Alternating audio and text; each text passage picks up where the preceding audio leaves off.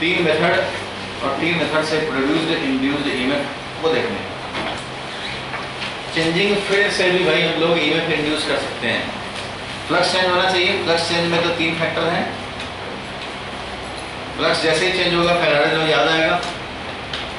इसलिए क्वेश्चन देखते हैं पहले की चेंजिंग फील्ड से। मान लो कोई कॉइल ले लिया ऐसे ही, रेक्टेंगुलर कॉइल ले लिया, मान लो ये लेंथ L है, इधर का A है, मान लो L एंड A, ये किसी फील्ड में रखा हुआ है।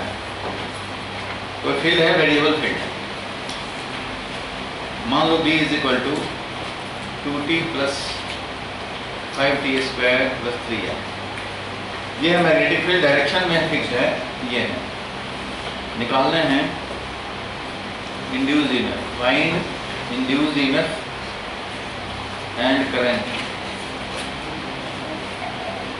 लिखो question. Find induced EMF and current.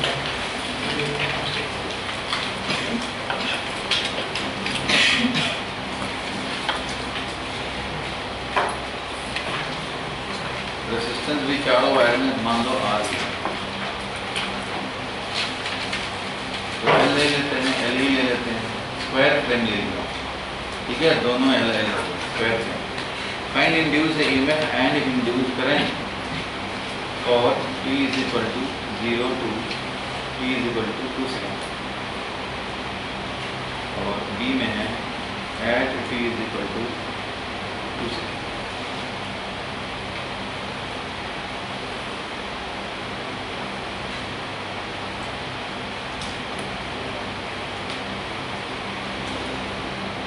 हमें इंड्यूस्ड ईएमएफ इंड्यूस करंट निकालने हैं। स्क्वायर कॉइल है, दोनों लेंथ सेम है, L है, R साइड में, इन टोटल लूप का रेजिस्टेंस 4R हो गया सीरीज में। निकालना है induced EMF and induce current. First वाले में देख रहे हो, फर्स्ट वाला जो A पार्ट है, इसमें क्या निकालना है? निकालने क्या है? इंड्यूस्ड ईएमएफ निकालो, ट्राई करो एक बार। किसी टाइम इंटरवल के लिए इंड्यूस्ड ईएमएफ चाहिए। इसका मतलब क्या चाहिए? एवरेज इंड्यूस्ड ईएमएफ, क्योंकि इंड्यूस्ड ईएमएफ तो as a function of time change होगा। मैग्नेटिक फील्ड इंस्टेंटेनियस ये है, इसलिए एवरेज चाहिए। एवरेज चाहिए तो क्या होता है average induced EMF? Change in flux divided by time taken. तो चेंज इन फ्लक्स कितना होगा भाई? तो B final into area minus B initial into area. कहीं पे आते ही नहीं हो तो बताओ ना भाई, टाइमिंग जो है उसी पे रहेंगे ना।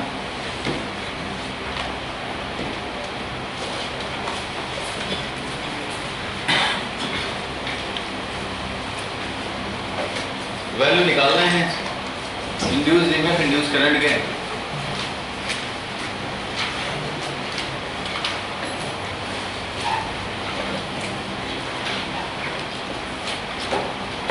पेज नंबर 2 है, जल्दी करो।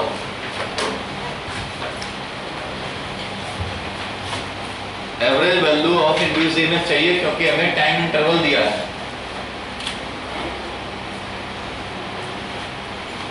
मीन्स इस टाइम इंटरवल के फाइनल पॉइंट पे, फाइनल टाइम पे हमें फ्लक्स चाहिए और इनिशियल टाइम पे फ्लक्स चाहिए। बीच में से मतलब नहीं है। During the time interval 0 to 2 second field change करना है। हम लोगों ने सबसे फर्स्ट में देखना शुरू किया, लेट आने वाले समझो। फ्लक्स चेंज करते हैं तो इंड्यूस्ड ईएमएफ आता है। First method producing EMF by changing B area and orientation. तीन चेंज करने से, तीनों में से कोई भी चेंज हो तो फ्लक्स चेंज होगा। फ्लक्स चेंज मतलब इलेक्ट्रिसिटी प्रोडक्शन, बताया था फैराडे लॉ, इलेक्ट्रिसिटी प्रोडक्शन होगा। सेकंड लॉ में हमने बताया था इंड्यूस्ड ईएमएफ का वैल्यू कितना? Rate of change of flux. Induced EMF का value rate of change of flux, time rate of change of flux. तो इसलिए यहाँ पे देख रहे हो हम लोगों ने फील्ड को ही चेंज करना है। एरिया फिक्स्ड, ओरिएंटेशन भी फिक्स्ड। ओरिएंटेशन क्या फिक्स है? थीटा कितना है? लिखना बंद कर दो। बताओ थीटा कितना है? थीटा मीन्स एरिया और फील्ड के बीच का एंगल। एरिया किधर लेंगे? ये है लूप, लूप का एरिया चाहे तो ये लो, चाहे तो ये लो, दोनों में से कोई लेंगे। लेंगे कौन?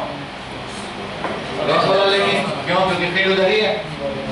फिर उधर है तो जीरो एंगल, इसलिए यहाँ लोगों ने जीरो एंगल लेना है। और ये जीरो ही है क्योंकि ये लूप फिक्स है, लूप रोटेशन नहीं कर रहा है, जो हमारा ओरिएंटेशन चेंज होगा। So theta is fix, area is fix, square coil है, हर वायर में रेजिस्टेंस आर है, लेंथ एल एल है, इसलिए न लूप का एरिया चेंज हो रहा है, ना तो ओरिएंटेशन चेंज हो रहा है। चेंज क्या हो रहा है? बी। मैग्नेटिक फील्ड चेंज हो रहा है, वो भी डायरेक्शन में चेंज नहीं हो रहा, मैग्नीट्यूड में चेंज हो रहा है। मैग्नीट्यूड स्टार्टिंग में t = 0 पे 3 टेस्ला है, जैसे जैसे t आगे बढ़ता जा रहा है टेस्ला बढ़ता जा रहा है, इसलिए फर्स्ट मेथड हो गया बाय चेंजिंग फील्ड। अब देखो ईएमएफ और इंड्यूस करंट निकालने थे इस टाइम इंटरवल में, जानबूझ के मैंने दो पार्ट बनाया, एक है एवरेज के लिए और एक है इंस्टेंटेनियस के लिए। एवरेज के लिए निकालना है तो इस टाइम इंटरवल में देखो total change in flux delta phi upon delta T. Delta phi कितना हो जाएगा भाई? तो बी फाइनल, फाइनल मतलब क्या? 2 सेकंड पे ये है फाइनल पॉइंट, ये है इनिशियल पॉइंट। तो 2 सेकंड पे फील्ड कितना बताओ? 2 सेकंड पे फील्ड कितना हो जाएगा? v2 2 सेकंड पे 4 और ये कितना 27 टेस्ला है, और b 0 टाइम पे कितना था? 3 टेस्ला। यहाँ पे क्या लिखेंगे? एरिया तो भाई एल स्क्वायर है और b का वैल्यू 27 टेस्ला है फाइनल, और cos तो 0 ही डिग्री है, और ये वाला भी एल स्क्वायर और 3 टेस्ला है, और ये भी cos 0 डिग्री है, डिवाइडेड बाय टाइम इंटरवल कितना 2 - 0, दैट इज ये मिल गया हमें एल स्क्वायर इंटू 27 - 3 कितना 24 डिवाइडेड बाय 2। इसका मतलब 12 एल स्क्वायर। एल का वैल्यू अगर दिया होता मान लो 2 मीटर 3 मीटर कुछ भी दिया होता, नोट ही छापो बस, देखने से मतलब है नहीं, समझने से मतलब है नहीं, चुपके से बस नोट छाप लेंगे। इतना वोल्ट आया। अगर एल का भी ऐसा यूनिट सिंबॉलिक नहीं होता और बी भी तो रह गया एल स्क्वायर एरिया और नेगेटिव फील्ड का वैल्यू, मैग्नेटिक फील्ड का वैल्यू रख दिया, एरिया रख दिया value cos 0 degree, final flux, initial flux, और ये हो गया कितना वोल्ट। एल का वैल्यू अगर गिवन होता तो उतना वोल्ट मिल जाता। ये हुआ एवरेज। इंड्यूस करंट कितना हो जाएगा एवरेज? तो इंड्यूस ईएमएफ जो है average divided by resistance, that is 12 L square divided by 4R। 4R था इतना एम्पियर का करंट। रेजिस्टेंस का वैल्यू दिया जा सकता है 2 ओम 2 ओम 2 ओम, तो वो वैल्यू रख देते।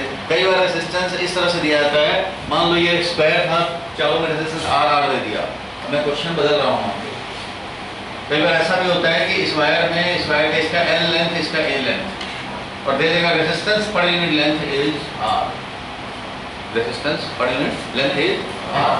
तो यहाँ का हो जाएगा R × L, यहाँ का हो जाएगा R × A, फिर RL, फिर RA, क्योंकि यूनिट लेंथ का R है तो L लेंथ में RL, यूनिट लेंथ का R है, R या R0 कुछ भी दे देगा, और पर यूनिट लेंथ कुछ भी दे सकता है, मान लो 2 ओम दे दे, तो A लेंथ में कितना हुआ तो R × L हो जाएगा। फिर ये RL, RA और RA सबको सम करके हटाना पड़ेंगे, 2 बार RL 2 बार RA सम करना पड़ेगा, तब जाकर टोटल रेजिस्टेंस होगा, डिवाइड करोगे तो मिलेगा करंट। अभी यहाँ पे बी वाले पार्ट में क्या करना है हमें? इंस्टेंटेनियस निकालने होंगे, ईएमएफ फाइंड करना है।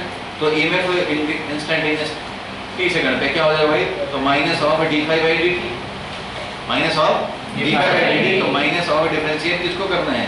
एरिया इंटू बी, और cos तो 0 डिग्री है, ओरिएंटेशन तो चेंज हो नहीं रहा है, एरिया भी चेंज हो नहीं रहा है, इसलिए माइनस a बाहर आ गया, एरिया बाहर आ गया, एरिया जो कि L स्क्वायर है बाहर आ गया, cos 0 भी बाहर आ गया, बच गया क्या?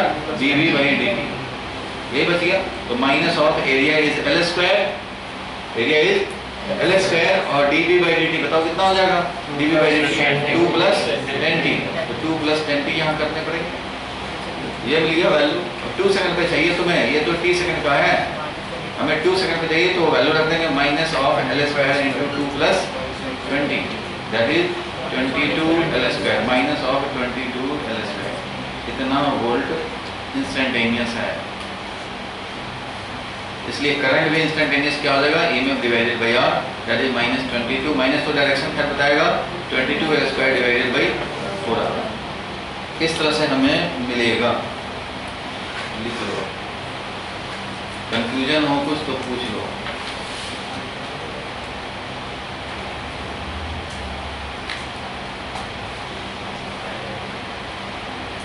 नोट छापने से ज़्यादा जरूरी है समझना। इससे रेजिस्टेंस पर यूनिट लेंथ भी दिए जा सकते थे।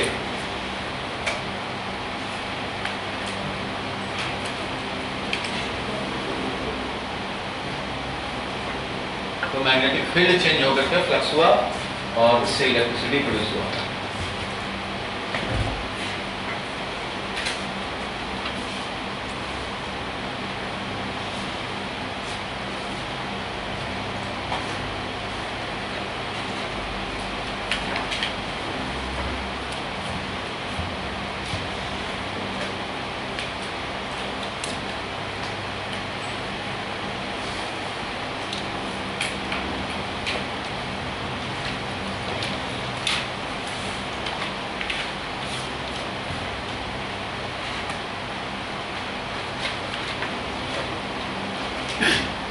एरिया वॉज कांस्टेंट, एरिया बाहर निकल गया, dV बाई dt आ गया। dV बाई dt का वैल्यू निकाल लिए।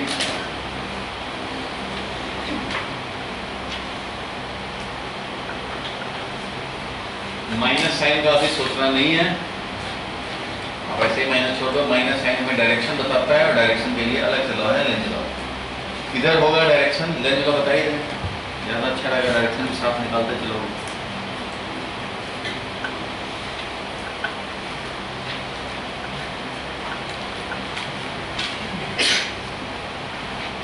देखिए दोनों एक टाइम पे पूछे तो इंस्टेंटेनियस, टाइम इंटरवल में पूछे तो एवरेज। जरूरी नहीं कि बोला जाए एवरेज या इंस्टेंटेनियस, वो तो आपको देख के बता रहे हैं। तो उधर एवरेज निकालने थे, इसलिए net change in flux upon time taken. यहाँ भी माइनस लगा सकते थे हम लोग, वैल्यू में इंटरेस्टेड थे, वैल्यू निकाल दिया। यहाँ भी चाहते तो माइनस लगाते, लेकिन minus is all about direction. और डायरेक्शन के लिए अलग से लेंज लॉ अभी देखते हैं। पहले इस क्वेश्चन के बाद पहले लेंज लॉ ही देखते हैं। सच दैट इसमें डायरेक्शन पता लगे कि करंट हमारा एंटी क्लॉकवाइज होगा कि क्लॉकवाइज। एंटी क्लॉकवाइज करंट चल रहे हैं या क्लॉकवाइज करंट तो इतना चल रहे हैं। ये t टाइम का 2 सेकंड का करंट है और वो एवरेज करंट।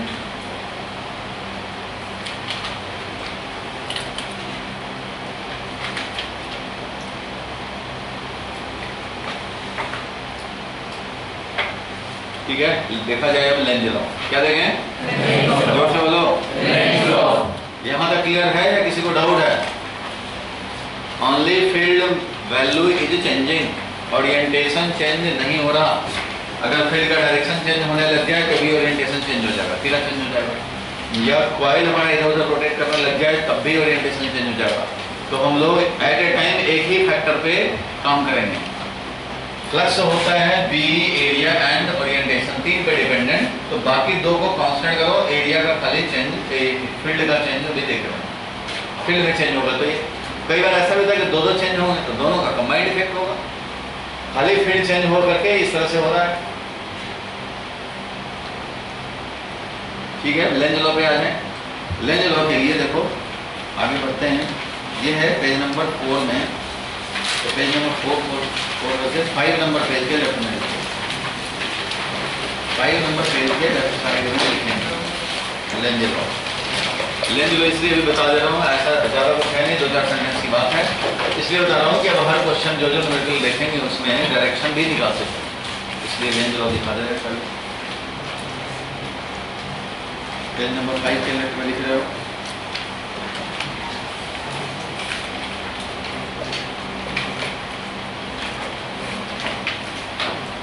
देखो लेंज साहब ने बताया कि भाई फैराडे साहब का इनर्शिया ऑफ फ्लक्स के कॉन्सेप्ट के बेसिस पे कि भाई फ्लक्स में जो भी चेंज हो उसको अपोज करना है। क्या करना है? फ्लक्स में जो भी चेंज हो, चेंज को अपोज करना है, फ्लक्स को अपोज नहीं करना है। फ्लक्स जितना रहे इसके लिए अच्छा है, फ्लक्स जो भी रहे उसको वही एक्सेप्टेबल है, लेकिन चेंज एक्सेप्टेबल नहीं है। चेंज में ही प्रॉब्लम है। चेंज अगर फ्लक्स इसको 100 वेबर का है तो भी उसके लिए उतना ही खुशी की बात है जितना फ्लक्स 0 है तब भी उतना ही खुशी की बात है। उसको कितना है मैग्नीट्यूड उससे ज़्यादा मतलब नहीं है। चेंज अगर हो उसको अपोज करना है, फ्लक्स होने को अपोज नहीं करना है, फ्लक्स में चेंज को अपोज करना है।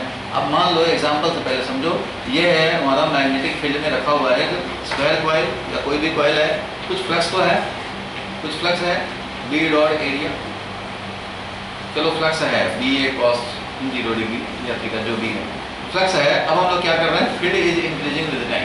अभी वाला एग्जांपल ही देख लें, field is increasing with time. तो फील्ड को इंक्रीज होने से भी तो भाई फ्लक्स चेंज होगा। तो flux is increasing with time. Flux क्या कर रहा है? इंक्रीज कर रहा है टाइम के साथ, क्योंकि फील्ड चेंज कर रहा है, फील्ड इंक्रीज हो रहा है। यहाँ पे तीनों में से किसी भी रीजन से हो, फील्ड फ्लक्स तो इंक्रीज हो रहा है ना, कम से कम फ्लक्स इंक्रीज हो रहा है। तो अब देखना ये है कि कैसे अपोज करें इंक्रीज होता हुआ फ्लक्स को। तो देखो भाई, इंड्यूस करंट के पास दो ही ऑप्शन है, चाहे तो क्लॉकवाइज करंट चले इंड्यूस करंट, या फिर एंटी क्लॉकवाइज। बस एक बार चेक करेंगे कि क्लॉकवाइज करंट एक्सेप्टेबल है या नहीं। अगर क्लॉकवाइज करंट इंड्यूस करंट हो तो फ्लक्स में जो इंक्रीमेंट हो रहा है उसको अपोज कर रहा है कि नहीं ये। अगर ये अपोज कर रहा है तो ये एक्सेप्टेबल होगा इंड्यूस करंट के फॉर्म में। और अगर फ्लक्स में इंक्रीमेंट हो रहा है और ये ऐसे करंट हो, ये फ्लक्स को और बढ़ा ही दे, तो इसका मतलब ये एक्सेप्टेबल नहीं होगा as per inertia of flux. Concept of inertia of flux यही कहता है कि हमारा फ्लक्स रिटेन रहने का टेंडेंसी इंक्रीमेंट को भी अपोज करना है, डिक्रीमेंट को भी अपोज करना है। सो इंक्रीमेंट हो रहा है तो फ्लक्स को डिक्रीज कराने का टेंडेंसी होना चाहिए। यहाँ पे करंट जो इंड्यूस चलेगा उससे फ्लक्स डिक्रीज होना चाहेगा। अगर तुम एक्सटर्नली डिक्रीज करते तो करंट ऐसे चलता कि ये फ्लक्स को इंक्रीज करेगा। अभी यहाँ पे इंक्रीज हो रहा है एक्सटर्नली, इसलिए इसका टेंडेंसी क्या होगा? फ्लक्स को डिक्रीज कराने का। पीछे वाला ध्यान रखो, खड़े हो जाओ सभी को जल्दी से। हम लोग देख रहे हैं working rule of Lenz law. क्या देख रहे हैं? Working rule of Lenz law. और से बोलो, working rule of Lenz law. ध्यान से समझ लोगे तो आगे सेट हो जाएगा, बिल्कुल माइंड से निकलेगा नहीं। तो ध्यान नहीं रहेगा, कल का ध्यान रहेगा कल क्या होगा मैच में, तो फिर गलत है। कल जो होगा वो कल देखा जाएगा 11 बजे रात। आज का तो आज सबसे पहले, तो अभी का जो बॉल है वो देखना है ना, कल का बॉल कल देखा जाएगा। नेक्स्ट ओवर का नेक्स्ट ओवर में देखते हैं लोग, ठीक है। रोहित शर्मा कहता है ना, मुझे इससे मतलब नहीं कि मेरा कितना रन होगा क्या होगा, मुझे इससे मतलब है कि अब जो मैच होने वाला उसमें हम अच्छा कैसे करें।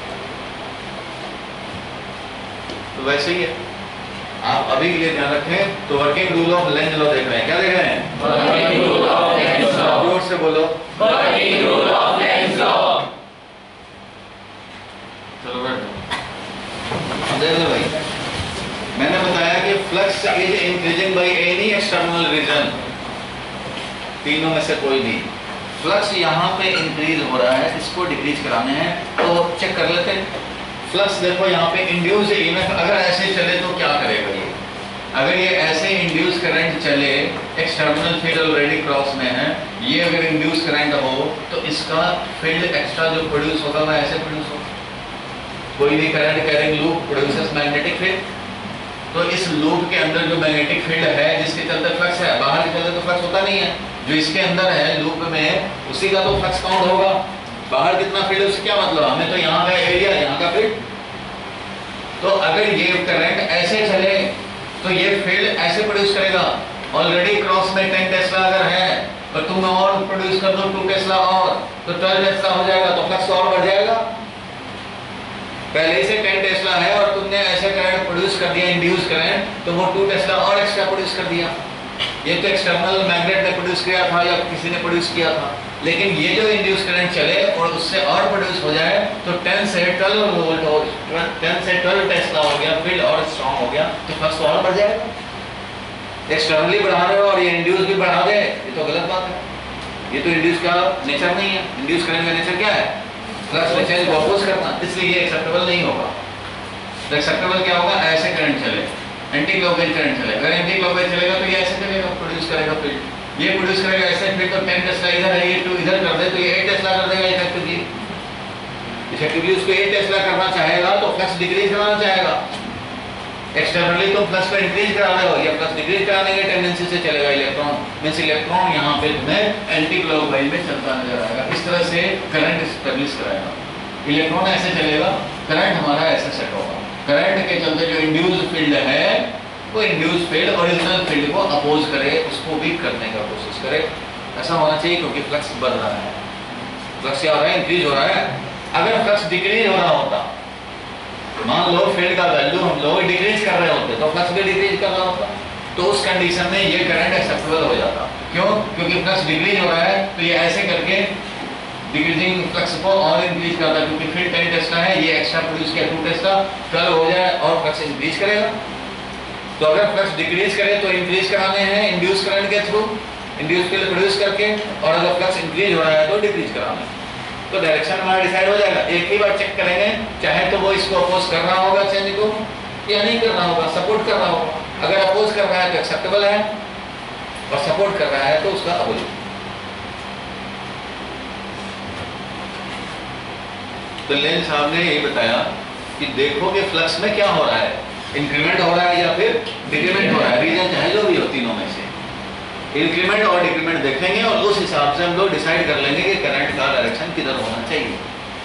वर्किंग रूल ये हो गया कि if flux increases then induced EMF और induced current will be such that induced current के चलते जो हमारा मैग्नेटिक फील्ड होगा इंड्यूस्ड, वो क्या करेगा, ये अपोज करेगा किसको, ओरिजिनल फील्ड को। जो भी ओरिजिनल फील्ड है उसके अगेंस्ट होगा, उसके अपोजिट में समझो कि उसको डिक्रीज करना चाहेगा। ओरिजिनल फील्ड को डिक्रीज कराएगा तभी तो फ्लक्स को डिक्रीज करा पाएगा, क्योंकि इंड्यूस करंट के बस में एरिया चेंज करना नहीं है। इंड्यूस करंट से एरिया चेंज नहीं होता, ओरिएंटेशन चेंज नहीं होता, सिर्फ फील्ड प्रोड्यूस होता है। तो फील्ड प्रोड्यूस करके ही तो अपना पोजीशन दिखाएगा। और फील्ड प्रोड्यूस कैसे करे भाई, तो इंड्यूस करंट ऐसा होगा कि इंड्यूस करंट के चलते जो इंड्यूस फील्ड होगा वो ओरिजिनल फील्ड को अपोज करे, तभी तो अपोज करने से फील्ड डिक्रीज, तो फ्लक्स डिक्रीज होने का टेंडेंसी आएगा। एक्सटर्नली तुमने इंक्रीज किया है इसलिए। If a flux decreases with the time due to any external agent, तो उस कंडीशन में इंड्यूस करंट ऐसा होगा दैट इंड्यूस करंट के चलते जो इंड्यूस फील्ड होगा वो क्या करेगा, सपोर्ट करेगा किसको, ओरिजिनल फील्ड को सपोर्ट करेगा, और इस तरह से फ्लक्स में इंक्रीमेंट कराने का कोशिश करेगा, क्योंकि फ्लक्स तुम डिक्रीज करा रहे हो। वर्किंग रूल ये समझे। लेंज लॉ का स्टेटमेंट वही लिखने हैं। According to Lenz law, the direction of induced EMF or induced current will be such that it will oppose change in flux to the coil. और वर्किंग रूल ऐसे हम लोग डायरेक्शन डिसाइड करेंगे इसके हिसाब से, चाहे ये हो चाहे ये। लिखो एज पर लेंज लॉ, लिखो as per Lenz law the direction of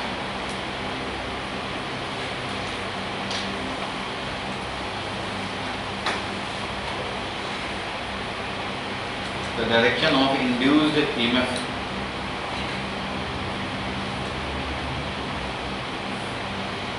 and hence induced current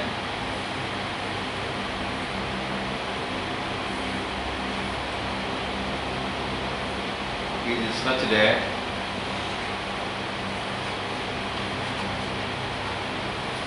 it opposes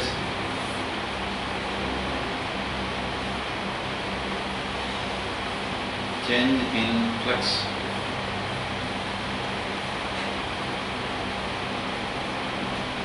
through the coil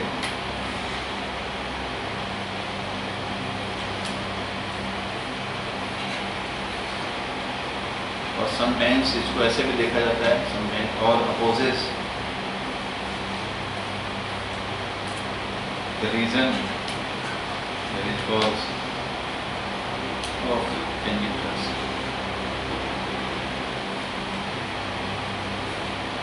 कई बार ऐसे भी हम लोग ऑब्जर्व करते हैं कि जो रीजन है चेंजिंग फ्लक्स कराने का उस रीजन को ही अपोज करते हैं।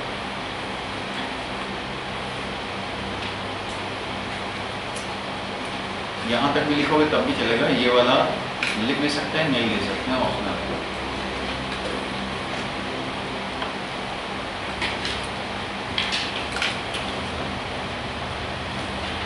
फ्लक्स में चेंज को अपोज करने हैं। तो कुछ लोग यूं बोलते हैं कि चेंज इन फ्लक्स का जो रीजन है उसको अपोज करने हैं। हमेशा ये रीजन वाला दिखाई नहीं देगा। फॉर एग्जांपल देखो, ये है एक कॉइल, इसमें इंड्यूस करंट का डायरेक्शन निकालने हैं। मैग्नेट है, नॉर्थ है, साउथ है, और ये मैग्नेट इसको अप्रोच कर रहा है, वेलोसिटी ये। अगर ये वेलोसिटी है, मैग्नेट को इधर पास ले जा रहे हैं, नॉर्थ से तो फील्ड लाइन निकलते ही है। अब इसमें इंड्यूस करंट का डायरेक्शन बताने हैं from the magnet side, magnet side से ही देख रहे हैं। बताना है हमें इंड्यूस करंट क्लॉकवाइज दिखेगा या एंटी क्लॉकवाइज। सोचो।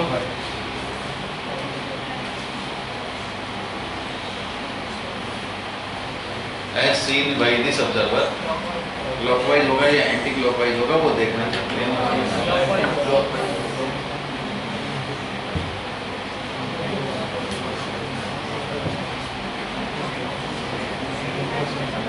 पास आ रहा है तो फील्ड में इंक्रीमेंट हो रहा है। चलो इसका method 1, as the magnet approach लिखना, मतलब ही एज द मैग्नेट अप्रोचेज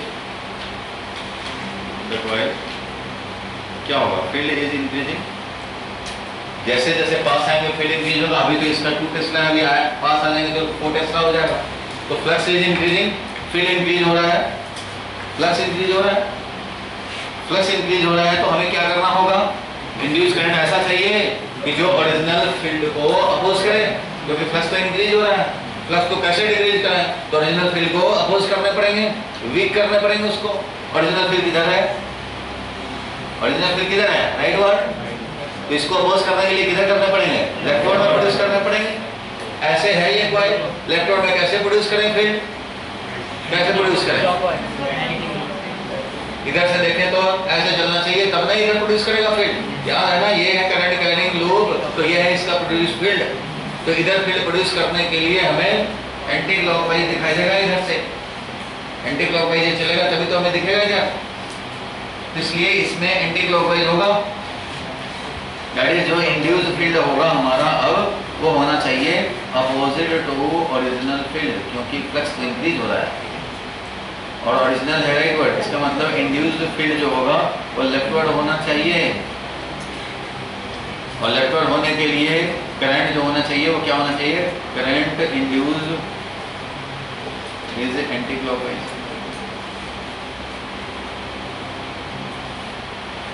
बोलो, anti clockwise as seen from this observer, anti clockwise as seen from left लिखना, मतलब एज सीन फ्रॉम लेफ्ट जो ऑब्जर्वर दिखा रखे हैं। इसका एक मेथड तो ये है। दूसरा मेथड है, देखो यहाँ पे फ्लक्स क्यों चेंज हो रहा है, मैग्नेट पास आ रहा है, यहाँ रीजन दिख रहा है, रीजन दिख रहा है कि यहाँ पे फ्लक्स क्यों चेंज हो रहा है भाई, मैग्नेट पास आ रहा है। तो हमें मैग्नेट पास आने से ही हो रहा है ना चेंज, मैग्नेट के मोशन होने से हो रहा है। तो मैग्नेट के मोशन को ही अपोज करते हैं, मैग्नेट के मोशन को ही अपोज कर रहे हैं। तो मैग्नेट के मोशन को कैसे अपोज करेंगे भाई, तो ये इसमें इंड्यूस करंट होने से इसका इक्विवेलेंट जो मैग्नेट होगा उसका नॉर्थ इधर हो जाए, इसका साउथ इधर हो जाए। नॉर्थ से नॉर्थ में रिपल्सन होगा, ये इधर आता है वो रिपेल करेगा ये। अगर इसका साउथ हो जाए तो ये तो अटैक करेगा, नॉर्थ और पास आ जाए। तो इसको इधर करने के लिए हमें इधर नॉर्थ डेवलप करना पड़ेगा। नॉर्थ डेवलप करने का मतलब क्या है, एंटी क्लॉकवाइज। इधर नॉर्थ डेवलप करने का मतलब क्या हुआ, एंटी क्लॉकवाइज करंट चले, तभी तो याद होगा क्लॉकवाइज मतलब साउथ दिखता है, एंटी क्लॉकवाइज मींस नॉर्थ दिखता है। तो हमें तो इधर नॉर्थ चाहिए, मोशन को अपोज करना है। इसलिए मैंने लिखा कि कई बार ऐसा दिखता है कि हमें reason of change in flux को ही अपोज करना है। ये है रीजन, इसी को अपोज करना है, इस मोशन को अपोज करना है, ऐसे नॉर्थ साउथ डेवलप करके। वैसे भी जब एंटी क्लॉकवाइज देखेगा ये करंट, तो एंटी क्लॉकवाइज का मतलब है इस लूप में एंटी क्लॉकवाइज मींस इसका इक्विवेलेंट मैग्नेट का नॉर्थ। तो डायरेक्ट नॉर्थ पास आ रहा है तो नॉर्थ से रिपेल कर दो भाई, तो वही काम हो रहा है, समझ गए। इसलिए यहाँ पे लिखा कि it opposite change in flux, और कई बार चेंज इन फ्लक्स का जो कॉज है वो भी अपोज होता हुआ दिखता है। लेकिन मेन ये है कि फ्लक्स में चेंज को अपोज करना है। क्या करना है, कैसे करेंगे, वर्किंग रूल क्या है भाई, तो induce current induce field produce करके अपोज करेगा। फील्ड किधर प्रोड्यूस करते हैं, ओरिजिनल को सपोर्ट करते हैं या अपोज करते हैं। ओरिजिनल को सपोर्ट कब करेंगे, जब फ्लक्स हमारा डिक्रीज हो रहा हो एक्सटर्नल एजेंट से। ओरिजिनल के अगेंस्ट कब खड़े हो जाएंगे भाई, ओरिजिनल के अपोजिट में इंड्यूस कर रहे हैं जब फ्लक्स हमारा एक्सटर्नली इंक्रीज हो रहा हो बाय एनी 3 रीजन। लिख लो, यहाँ तक तो लिखा ही था, ये वाला लिखा था, इसके नीचे एग्जांपल लिखो।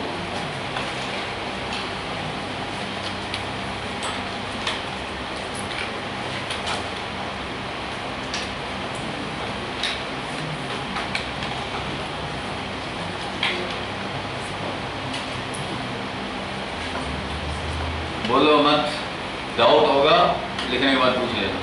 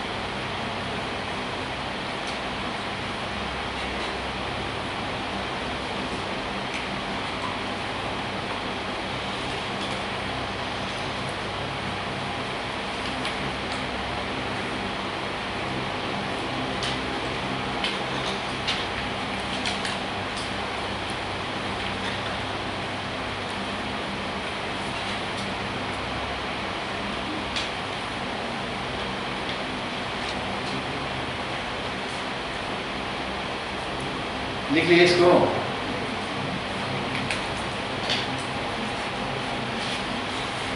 देखो अब इसके ऊपर वर्किंग रूल लिख लो, चाहे नीचे वर्किंग रूल लिख लिया जाए। ये तो एग्जाम्पल हुआ, वर्किंग रूल लिख दिया जाए। देखो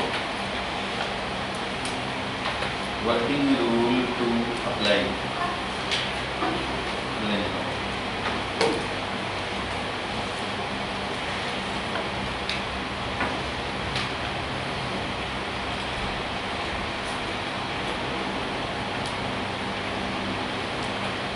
अगर फ्लक्स इंक्रीज हो रहा हो और अगर फ्लक्स डिक्रीज हो रहा हो,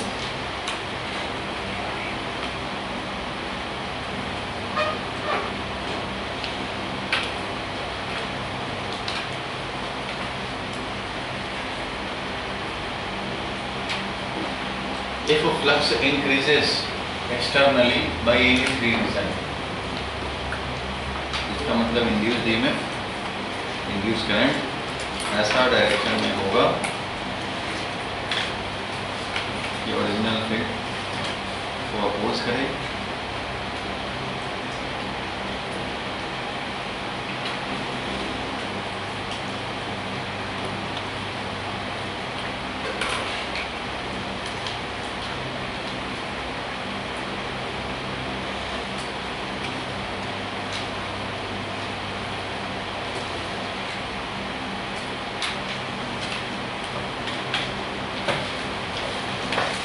इस वाले में इंड्यूस करंट डायरेक्शन जाना है, क्लॉकवाइज है कि एंटी क्लॉकवाइज है, ये दो ऑप्शन है यहाँ।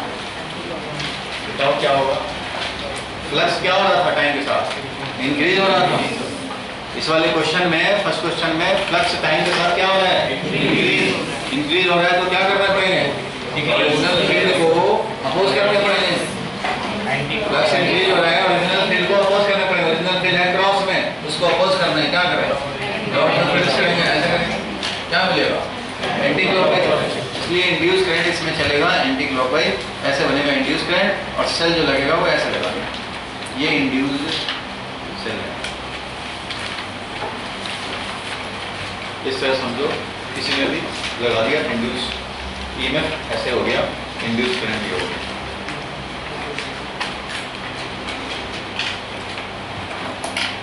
ठीक है, एंटी क्लॉकवाइज मिल गया। नेक्स्ट चलें पेज नंबर 3 पे। एंटी क्लॉकवाइज दिखाने के बाद अब क्या है भाई? Producing EMF by changing area. Area change करना चाहते हैं भाई। अपना ओरिएंटेशन चेंज करेंगे ना फील्ड चेंज करेंगे? क्या चेंज करेंगे? एरिया चेंज करेंगे। चलो एरिया तो हम लोग सेम भी चेंज करके एरिया चेंज कर लेते हैं। मान लो ये क्वेश्चन ले रहा हूँ, रेक्टेंगुलर लूप है और आपको कैलकुलेशन भी करना पड़ेगा। ये L है, ये A है, रेक्टेंगुलर लूप है, इसमें मैग्नेटिक फील्ड है क्रॉस में, इस तरह से मैग्नेटिक फील्ड है, यूनिफॉर्म मैग्नेटिक फील्ड, फिक्स है B0 इज कांस्टेंट। B0 क्या है? कांस्टेंट है।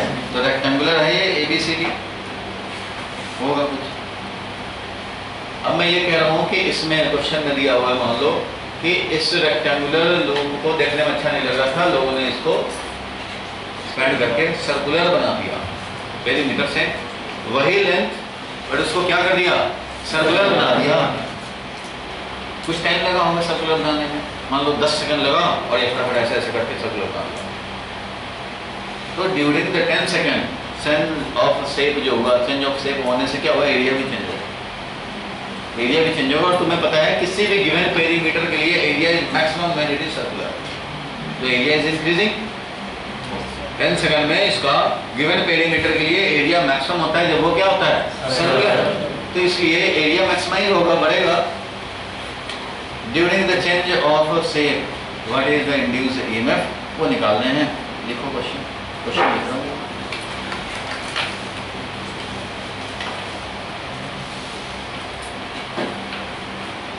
रेक्टेंगुलर कॉइल है, देखो रेसिस्टेंस पर यूनिट लेंथ, इस बार दे दे रहा हूँ पर यूनिट लेंथ में रेसिस्टेंस, कॉइल है resistance per unit length equal to R0 per metre.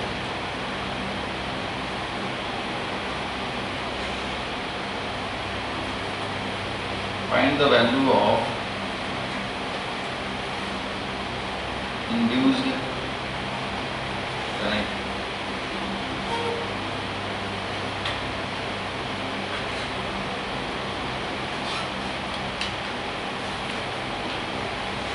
during change of flux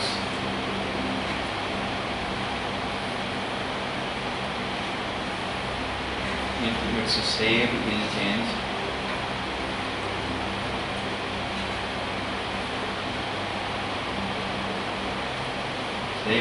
into circular loop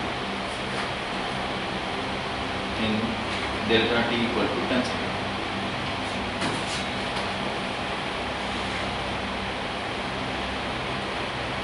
rectangular loop है ये, कॉइल नहीं है। कॉइल में मेनी टर्म को कॉइल बोलते हैं और एक ही टर्म हो, एक ही लूप हो उसको लूप बोलते हैं। रेक्टेंगुलर कॉइल को रेक्टेंगुलर लूप बना लो। Rectangular loop have resistance per length R0 per meter, R0 है per meter. Find the value of induced current during change of flux if the same is changed into circular loop in 10 seconds.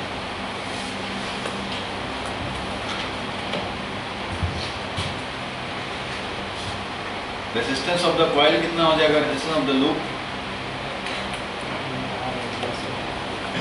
resistance R0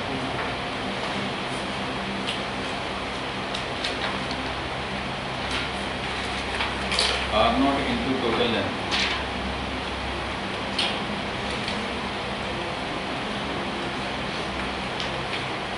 यही होगा ना, resistance पर unit length multiplied by total length. R0 into total length कितना? 12 plus 2a, यही हो गया। 2R0 L plus a, ये है टोटल रेजिस्टेंस। और तुम्हें निकालना था इंड्यूस करंट। तो पहले तो इंड्यूस ईएमएफ निकाला जाए। इंड्यूस ईएमएफ है total change in flux minus लगा भी देते हैं डिवाइडेड बाई टाइम। कोई बात नहीं है, माइनस लगने दें। Change in flux, final flux minus initial flux, B है वही, B into final area minus B into initial area.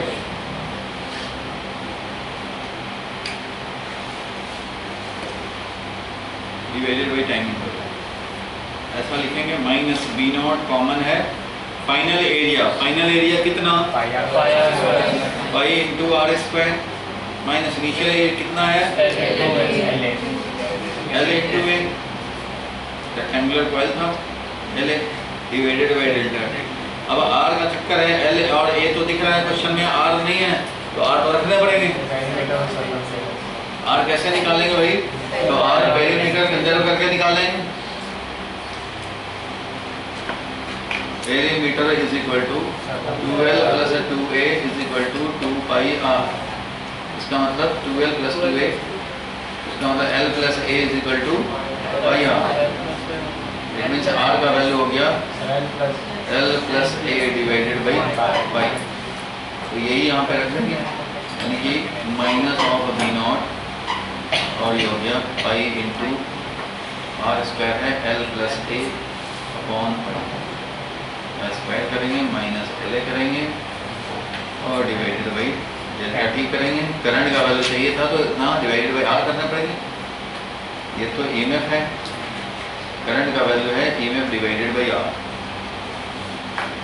ये हो जाएगा, माइनस को भी अंदर खा जाए, B naught L A minus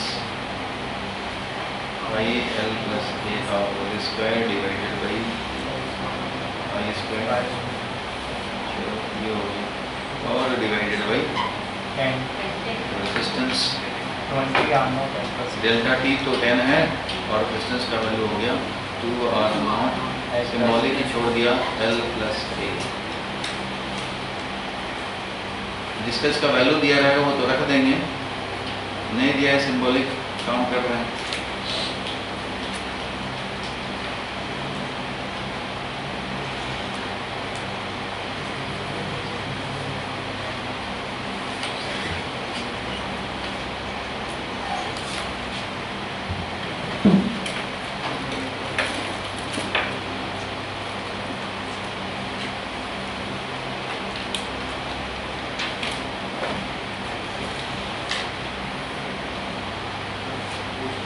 बोलो ठीक है यहाँ तक।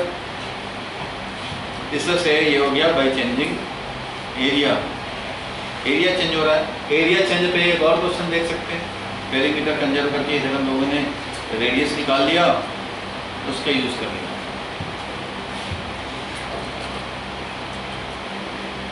क्योंकि इसको कन्वर्ट कर दिया है इनटू सर्कुलर, तो सर्कुलर में रेडियस आर कितना होगा वो हम लोगों ने कैलकुलेट किया।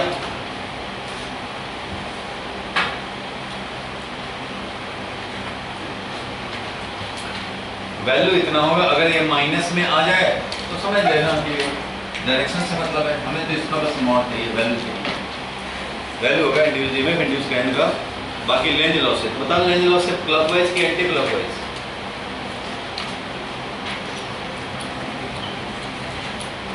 करंट इस लूप में ऐसा होगा क्लॉकवाइज के।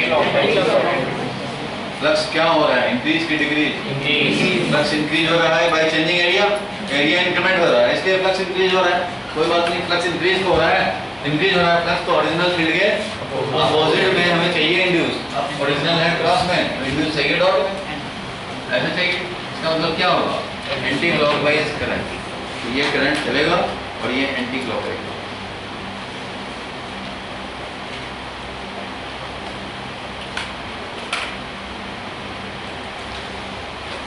उसके नीचे एक क्वेश्चन है, देखो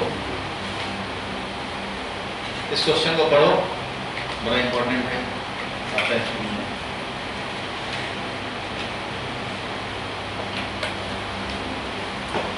समझो जल्दी से इस क्वेश्चन को। Derive an expression for induced EMF produced by changing area of rectangular coil perpendicular to the uniform magnetic field। ये एक स्लाइडर है, याद होगा ऐसा हम लोगों ने पहले समझा था मोशनल ईएमएफ के टाइम में कि कोई ऐसा फिक्स्ड ट्रैक हो और इस पे हम लोग स्लाइडर को दोहरा दें। स्लाइडर को अगर दोहराएं हम लोग इस तरह से, तो कितना इस लूप में करंट होगा वो मान लो निकालना क्या है, इंड्यूस्ड ईएमएफ का। इंड्यूस्ड ईएमएफ इस लूप में चाहिए, और ये मैग्नेटिक फील्ड है क्रॉस में, मैग्नेटिक फील्ड है क्रॉस में, और इसके कितना ईएमएफ इंड्यूस हो रहे हैं वो चाहिए। तो इसके BLV दो तीन मेथड है भाई कैलकुलेट करने के। मान लो मेथड 1 मोशनल ईएमएफ से लास्ट क्लास किया था ना, मोशनल ईएमएफ इंड्यूस्ड ईएमएफ कितना भाई, V क्रॉस V, और उसी डायरेक्शन में लेंथ इनिशियल से फाइनल। यहाँ पे स्लाइडर मोशन कर रहा है, बाकी सब तो मोशन नहीं कर रहे हैं, सही है। इसके मोशन होने से ये सेल बन गया, सेल बन गया तो वही तो करंट निकलाएगा इसके पास।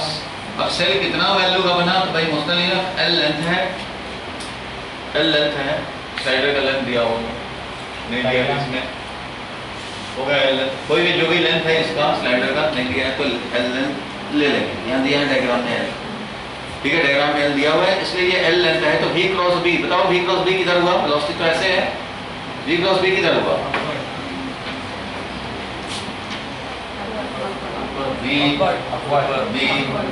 V क्रॉस B चाहिए, इधर होगा, स्क्रू लगाया B से D की तरफ, हम लगाया V cross B, left hand side से घुमाओगे तो गड़बड़ हो सकता है। V क्रॉस B चाहिए, यानी कि I cross minus K, V cross B, I cross minus K, उससे भी तुम कर सकते। तो ये V क्रॉस B है भाई, V क्रॉस B करने से अपवर्ड में लगा, अपवर्ड में रहेगा तो इसका मतलब कि ऊपर जाएगा पॉजिटिव, ऊपर पॉजिटिव समझेंगे और नीचे निगेटिव इलेक्ट्रॉन ही तो जाता है। इस तरह से ये सेल लग जाएगा, समझ गए। और ये सेल इसमें करंट ऐसे पास कराएगा, ये लूप है, करंट ऐसे चलेगा, इंड्यूस करंट। मोशनल ईएमएफ कितना हो जाएगा बताओ, V क्रॉस B का वैल्यू तो VB sin 90 डिग्री, याद होगा V क्रॉस B का वैल्यू क्या होता था, VB sin 90 degree, V cross B dot DL यानी कि L इनिशियल फाइनल, ये हो गया।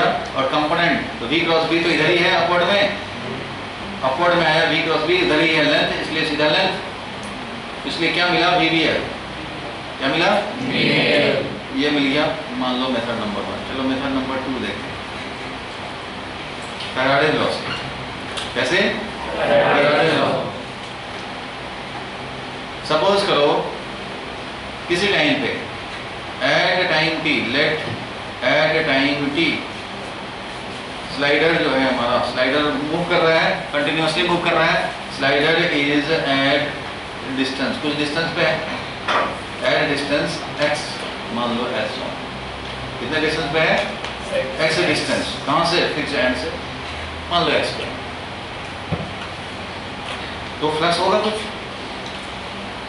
L इंटू एक्स एरिया है, V है, फ्लक्स है, डेल्टा टी टाइम के बाद, पहले तो हम लोगों ने इसको देखा टी टाइम पे यहाँ है, अब डेल्टा टी टाइम के बाद ही पढ़ते थे, टी टाइम पे देखने के बाद आप बंद कर लिया, फिर आँख खोला डेल्टा टी टाइम के बाद, तो देखा स्लाइडर यहाँ है, इसका मतलब डेल्टा टी टाइम में चेंज हुआ, तो इंड्यूस्ड ईएमएफ हमें निकालना है, तो इंड्यूस्ड ईएमएफ का वैल्यू हो जाएगा change in flux divided by time interval. तो हम लोग मान लो निकालना चाहते हैं flux at time delta T, और एक है फ्लक्स मान लो जीरो टाइम पे, t is equal to zero time, मान लो at time t equal to zero, जब t equal to zero time count start किया उस समय मान लो x था,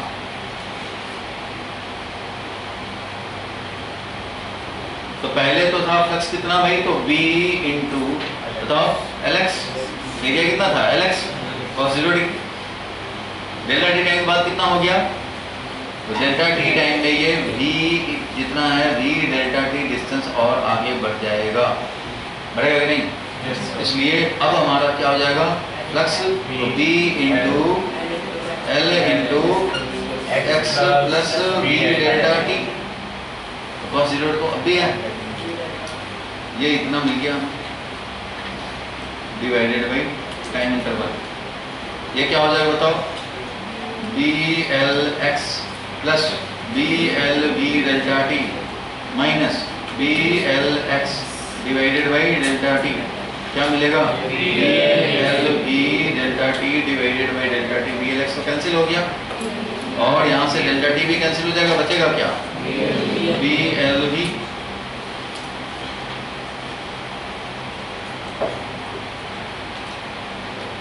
ऐसे भी सोच सकते हैं, देखो let at time T, T time पे मान लो स्लाइडर का डिस्टेंस था कितना x, तो फ्लक्स एट टाइम टी कितना है, अगर ये टी टाइम पे x डिस्टेंस पे है तो टी टाइम पे फ्लक्स कितना है, b एरिया कितना lx cos 0 डिग्री यानी कितना है blx, ये है टी टाइम पे फ्लक्स। हमें क्या चाहिए, इंड्यूस्ड ईएमएफ, जो कि क्या होता है minus of d phi by dt, value अगर निकाले तो माइनस साइन छोड़ सकते हैं, flux by rate of change, flux तो ये है, डिफरेंशिएट करो भाई बी एल एक्स को, बी एल तो कांस्टेंट है, एक्स ही है जो चेंज हो रहा है, D X by D T, और D X by D T क्या है, वी है, D X by D T तो वी है, velocity is nothing but D X by D T, x में जिस रेट से चेंज हो रहा है वही तो है, ऐसे भी निकाल सकते हैं, ये दोनों फैराडे लॉ यूज कर रहा है, D phi by D T या delta phi by delta T, delta phi by delta T चाहिए तो बड़ा टाइम इंटरवल ले लो, डेल्टा टी टाइम में कितना net change in flux divided by delta, और अगर इंस्टेंटेनियस चाहिए तो भाई किसी आर्बिट्ररी टाइम पे लिया और शुरू कर दिया, डिफरेंशिएट करके भी ला सकते हैं, D X by D T velocity. इसमें देखो क्या किया आंसर में, पढ़ो, use same conductor ABCD lying normal to magnetic field. Let conductor rod PQ is placed on the plane ABCD and let it be moving with velocity v. As the rod moves a small distance, dx is equal to v dt या v delta t. इतना distance हुआ, the area enclosed changes from this to this. तो change in flux is v into change in area, ऐसे निकाल लिया, और उसके बाद मैग्नीट्यूड निकाल लिया, मतलब डेल्टा t जो हम लोगों ने देखा था उसके बदले में dt लिया हुआ, और कुछ नहीं है, D phi by D T कर रहे हैं, B L into V D T, जैसे हम लोग आया था B L V delta T, आया था ना change, B L V delta T divided by delta T, आप लिख लो,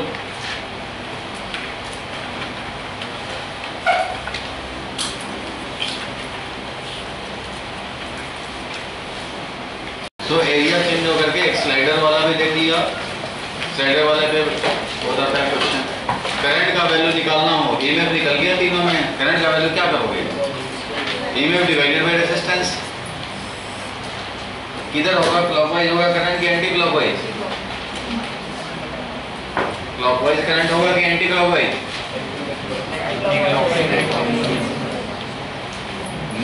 स्लाइडर भाग रहा है, इस लूप में जो करंट होगा वो क्लॉकवाइज कि एंटी क्लॉकवाइज? Anti clockwise. देखो कैसे डिसाइड हुआ? Area is increasing, so flux is increasing. Flux increase हो रहा है तो क्या करें? ओरिजिनल फील्ड को अपोज करना पड़ेगा, क्योंकि फ्लक्स तो इंक्रीज हो रहा है।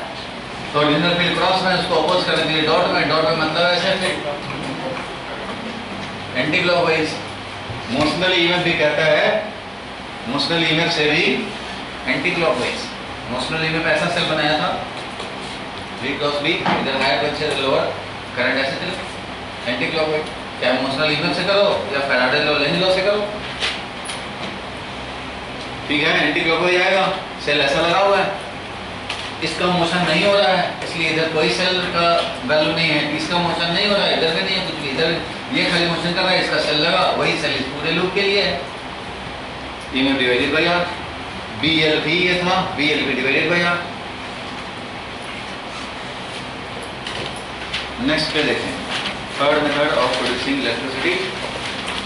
याद होगा बताया था, commercial method of production of electricity है ये, पावर प्लांट में यही होता है। और ये प्रिंसिपल ऑफ एसी जनरेटर भी। देखो एसी जनरेटर में कैसे काम होता है, पढ़ा भी होगा 10th में। एसी जनरेटर मॉडल भी लोग बनाते हैं, प्रोजेक्ट भी बनाते हैं, आप भी चाहो तो बना सकते हो। AC generator, DC generator, AC generator बनाओगे अच्छा है, डीसी जनरेटर आपको पढ़ना नहीं है, एसी जनरेटर पढ़ना है। नॉर्थ है, साउथ है, पोल, अंदर में फील्ड है, अंदर क्या है? मैग्नेटिक फील्ड, मैग्नेटिक फील्ड है। एक होता है साफ्ट, साफ्ट है ये, समझो कि रॉड है समझने के लिए, साफ्ट है। इस साफ्ट को रोटेट कराते हैं मैकेनिकली। रोटेट कराने के लिए इसको हम लोग टरबाइन से अटैच करते हैं, और टरबाइन में वाटरफॉल कराया, चाहे विंड टरबाइन, पावर प्लांट, जैसे भी हो, टरबाइन को रोटेट करने का अरेंजमेंट आपको एक्सटर्नली करने पड़ेंगे। जिस तरह से रोटेट कराते हो, जिस तरह से इधर मैकेनिकल एनर्जी फीड होता है, उस हिसाब से पावर प्लांट का नाम होता है। किसी भी पावर प्लांट में बेसिक काम यही हो रहा है, फ्लक्स में चेंज करके, ओरिएंटेशन चेंज करके इलेक्ट्रिसिटी प्रोड्यूस करना। लेकिन ये जो शाफ्ट है, इसी के साथ लगा हुआ है कॉइल, इसी के साथ ये कॉइल लगा हुआ है।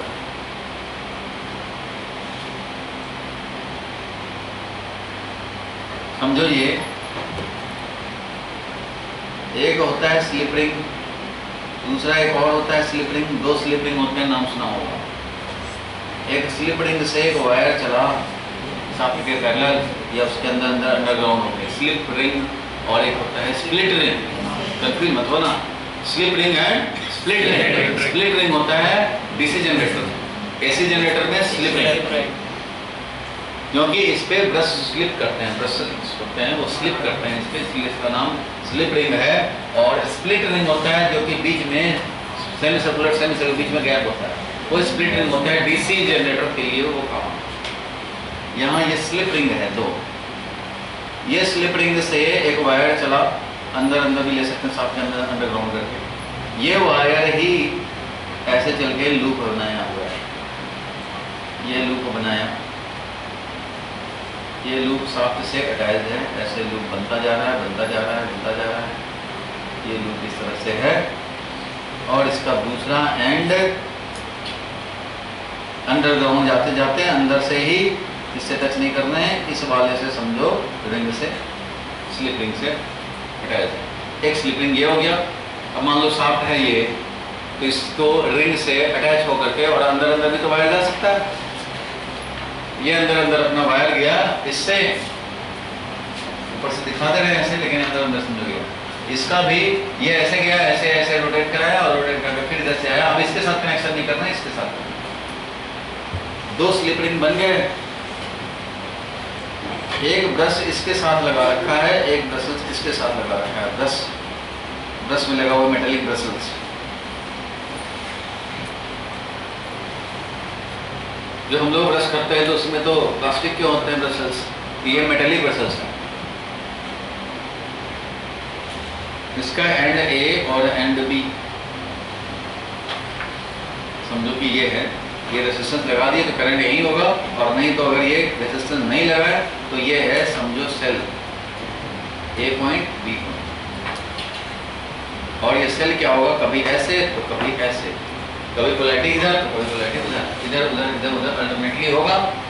कैसे होगा वो थोड़ा सा समझने हैं, बेसिक प्रिंसिपल आपको जानने हैं, सिलेबस में यही है। तो इस तरह से स्लिप रिंग से अटैच है।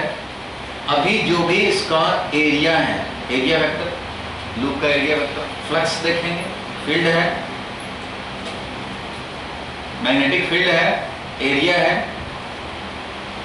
सिंपलिसिटी के लिए let at t equal to 0 theta भी है मान लो 0, t इक्वल टू 0 पे क्या है, area, area vector and field vector same direction में, और ये ओमेगा एंगुलर स्पीड से रोटेट करना शुरू किया साहब। तो बताओ भाई, ओमेगा तो होता है थीटा अपॉन टी, अगर टी टाइम में इसने थीटा एंगल ट्रैवर्स किया, टी टाइम में अभी तो दोनों ही एक डायरेक्शन में थे, बी भी एरिया भी, अब ये टी टाइम में थीटा एंगल ट्रैवर्स किया, थीटा अपॉन टी, थीटा का वैल्यू क्या हो जाएगा, ओमेगा। तो फ्लक्स टी टाइम पे निकालना चाहेंगे तो क्या मिलेगा भाई, फ्लक्स तो पहले था b to a cos 0 degree, लेकिन टी टाइम पे फ्लक्स क्या होगा, b a cos थीटा, उसमें क्या है, ओमेगा टी। ये है फ्लक्स। किसी टी टाइम में, किसी भी टाइम में ये थीटा हमारा ओमेगा टी है। t इक्वल टू 0 पे देखोगे तो ठीक है भाई, 0 है, b है फ्लक्स, लेकिन उसके बाद ये बढ़ता जाएगा, π/2 हो जाएगा तो 0 हो जाएगा फ्लक्स, पाई हो जाएगा तो फिर नेगेटिव हो जाएगा, माइनस b है फ्लक्स, फिर वापस आते हैं तो 2π हो जाएगा, फिर पॉजिटिव हो जाएगा फ्लक्स। इस तरह से एट आर्बिट्ररी टाइम ये है टी टाइम पे फ्लक्स। इंड्यूस्ड ईएमएफ कितना होगा, तो इंड्यूस्ड ईएमएफ क्या होता है, माइनस ऑफ d∅/dt, तो माइनस ऑफ डिफरेंशिएट करो भाई इसको, बी ए cos ओमेगा टी को। 10th में भी था ऐसे जनरेटर, लेकिन उसका मैथमेटिकल फॉर्म नहीं, क्योंकि डिफरेंशिएशन नहीं किया था उस टाइम पे। तो अभी माइनस ऑफ, बताओ, बी ए कांस्टेंट है, बाहर आ गया, और cos ओमेगा टी का minus of sin omega T into omega, that is क्या मिला, B A omega sin omega T. ये हो गया इंड्यूस्ड ईएमएफ। एक लूप हो तो, n लूप हो तो उस कंडीशन में बी ए फ्लक्स नहीं होगा, बी ए cos ओमेगा टी तो एक लूप का फ्लक्स है। ऐसा अगर n लूप है तो n बी ए, सब में n से मल्टीप्लाई करेंगे, n लूप के लिए ये हो जाएगा n इंटू बी ए cos ओमेगा, यहाँ भी आ जाएगा n, बोल हो जाएगा, यहाँ भी हो जाएगा n, यहाँ भी हो जाएगा n। तो induced EMF is n B A omega. n B A omega को बोलते हैं maximum value of induced EMF, क्योंकि मैक्सिमम तो इतना ही वैल्यू होगा। मैक्सिमम वैल्यू जो होगा इंड्यूस्ड ईएमएफ का वो कितना होगा, n बी ए ओमेगा, जब sin ओमेगा टी मान, जिस टाइम पे sin ओमेगा टी 1 हो उस टाइम पे ये मैक्सिमम वैल्यू हो। अब ये देखो, अगर हम लोग इसका रेजिस्टेंस R है तो करंट का वैल्यू निकालना चाहें तो ईएमएफ डिवाइडेड बाई R हो जाएगा। EMF n B A omega sin omega T है, डिवाइडेड बाई R करेंगे, इसको क्या बोलेंगे, maximum current into sin omega. ये हो गया करंट इंस्टेंटेनियस, ये हो गया वोल्टेज इंस्टेंटेनियस। इनका ग्राफ अगर देखें या फ्लक्स का ग्राफ देखें, फ्लक्स का ग्राफ इधर दिखा रहे हैं, देखते चलो टाइम के साथ। फ्लक्स इस तरह से, मैक्सिमम फ्लक्स कितना, NBA, मैक्सिमम फ्लक्स कितना, NBA, मैक्सिमम फ्लक्स है NBA। इस तरह से ये flux as a function of time हुआ। इसी के बेसिस पे हम लोग निकाल सकते हैं current as a function of time. बताओ इसी फ्लक्स के बेसिस पे current as a function of time क्या हुआ, NBA sin ओमेगा टी। इस तरह चल रहा है। मैक्सिमम वैल्यू कितना, NBA, ये है induced EMF versus time, NBA omega maximum value.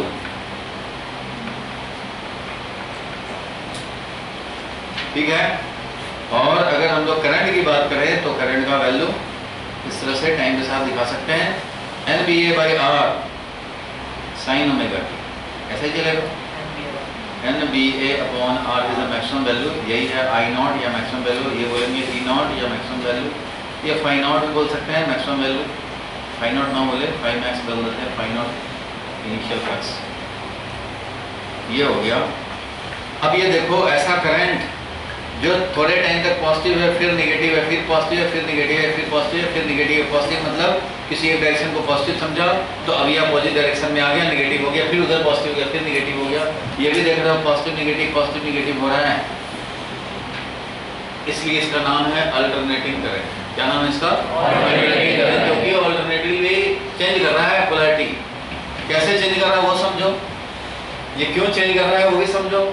Coil का पहले ऐसे, मान लो ये है फील्ड, क्या है ये? फील्ड है मैग्नेट का।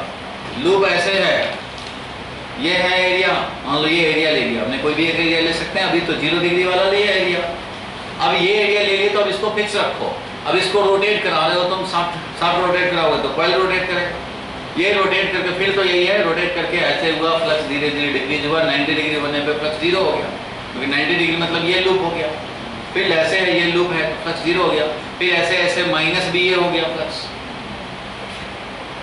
ये है फ्लक्स, माइनस भी ये हो गया। फिर ऐसे ऐसे करेंगे, फिर 0 होगा फ्लक्स, फिर ऐसे करेंगे, फिर ये मैक्सिमम हो गया फ्लक्स 2 पाई एंगल ट्रावर्स करके। फिर इसका धीरे धीरे धीरे ऐसे करेंगे, फिर 0 हो जाएगा फ्लक्स, फिर नेगेटिव हो जाएगा मैक्सिमम, फिर ऐसे 0 होगा, फिर ऐसे होगा। तो ये जैसे रोटेट होता रहेगा तो फ्लक्स मैक्सिमम से 0, नेगेटिव में मैक्सिमम, फिर 0, फिर positive maximum. Flux is always changing, always change हो रहा है। अभी इधर नेगेटिव फ्लक्स था तो नेगेटिव से पॉजिटिव हो रहा है, मतलब फ्लक्स इंक्रीज हो रहा है। नेगेटिव से 0 होके पॉजिटिव बढ़ रहा है, फ्लक्स इज इंक्रीजिंग। और जब ये पॉजिटिव से इधर डिक्रीज होकर के नेगेटिव में मैक्सिमम हो रहा है तो flux is decreasing, decreasing, increasing, decreasing, फिर इंक्रीजिंग। जब डिक्रीज हो रहा है, जब फ्लक्स डिक्रीज करेगा तो किसी एक डायरेक्शन में अगर प्रोड्यूस हुआ तो इंक्रीज करते टाइम अपोजिट में। इसलिए जब ये डिक्रीज कर रहा है, देखो यहाँ तक डिक्रीज कर रहा है, कितने तक? π/2 पाई तक। तो पाई तक ये पॉजिटिव है फ्लक्स, जब डिक्रीज कर रहा है अलग फ्लक्स हो गया, जब इंक्रीज हो रहा है फ्लक्स तो अलग हो गया। फिर जब हमारा डिक्रीज करेगा फिर से डायरेक्शन बदल गया, जब जब इंक्रीज करेगा फ्लक्स तो डायरेक्शन अलग होगा, डिक्रीज करेगा तो डायरेक्शन अलग होगा। अब मान लो एक में क्लॉकवाइज चला, क्लॉकवाइज चलेगा तो ये हायर पोटेंशियल, तो ये लोअर पोटेंशियल, एंटी क्लॉकवाइज चलेगा तो फिर ये हायर तो ये लोअर। लूप ऐसे है, एक बार इसमें क्लॉकवाइज चलने का टेंडेंसी, क्लॉकवाइज चलने का मतलब यहाँ से मान लो निकला, एक ही लूप समझो ये ऐसे, तो क्लॉकवाइज चलना मतलब इधर से करंट चल रहा है ऐसे, तो ये हायर पोटेंशियल होगा। एंटी क्लॉकवाइज चलना है तो मतलब इधर से चलेगा ना ऐसे, तो ये हायर हो गया। एक बार ये टर्मिनल हायर होगा तो ये लोअर होगा, ये हायर होगा तो ये लोअर होगा। तो वैसे ही एक बार ये रिंग R1 हायर पोटेंशियल पे तो ये लोअर पोटेंशियल पे है, और ये हायर है तो ये लोअर है। अल्टरनेटली चेंज हो रहा है पोलैरिटी। ये जो पोटेंशियल पे है उसको ये ब्रिसल्स मतलब समझो कनेक्शन किया हुआ है ब्रश से, ये वाला जो पोटेंशियल है वो यहाँ है और जो ये पोटेंशियल है वो यहाँ है। तो कभी ये हायर पोटेंशियल होगा तो ये ऐसा सेल हो जाएगा, ऐसे वाला। जब ये हायर होगा तो ऐसे वाला सेल हो जाएगा, फिर ये हायर होगा ऐसे वाला हो जाएगा, फिर ऐसे वाला होगा। ये अल्टरनेटली तो चेंज करता रहेगा पोलैरिटी। ब्रश क्यों लगाए हैं? ब्रश इसलिए लगाए हैं, ये रिंग तो इसके साथ अटैच है, हायर लोअर इसका पोटेंशियल होगा, लेकिन हमें तो ये वाला चाहिए क्योंकि कनेक्शन तो यहाँ से करेंगे रेजिस्टेंस का, इसके साथ तो करेंगे नहीं। रिंग तो भाई रोटेट कर रहा है, कोई साथ रोटेट कर रहा है तो इसके साथ इसमें रिंग जो लगा हुआ वो भी रोटेट कर रहा है। अगर रिंग में हम लोग फिक्स कर दे, वेल्डिंग कर दे वायर को, तो उसका वाइंडिंग होने लग जाएगा इसमें रोटेट करने। हमें क्या चाहिए कि कांटेक्ट में भी रहे और इसके साथ वाइंडिंग भी ना हो, नहीं तो ये ब्रेक कर जाएगा फिर। इसलिए ब्रेसेस लगाते हैं, कांटेक्ट में रहे और ये ऐसे चलता रहे, कांटेक्ट है लेकिन इसके साथ वाइंडेड ना हो, इसलिए ब्रेसेस लगाए। मेटेलिक होना चाहिए क्योंकि पोटेंशियल हमें ड्रॉ करने हैं, यहाँ से इलेक्ट्रॉन का ट्रांसफर होता है, इसलिए मेटेलिक ब्रेसेस लगाए हैं कलेक्शन करने के लिए। तो यहाँ पे कनेक्ट कर लिया, अब यहाँ से तुम रेजिस्टेंस लगाओ, कैपेसिटर लगाओ, चाहे इंडक्टर लगाओ, ये पोलैरिटी रिवर्स होता रहेगा। कभी इधर पोलैरिटी आएगा और कभी इधर पोलैरिटी आएगा, ये रिवर्स होता रहेगा डायरेक्शन अल्टरनेटली। इसलिए इस सोर्स का नाम VAB जो होगा वो अल्टरनेटिंग सोर्स है, और इससे जो करंट होगा वो अल्टरनेटिंग करंट है, जिसका नेक्स्ट चैप्टर में पूरा चैप्टर। अभी तो ये समझे कि इलेक्ट्रिसिटी ऐसे प्रोड्यूस होता है।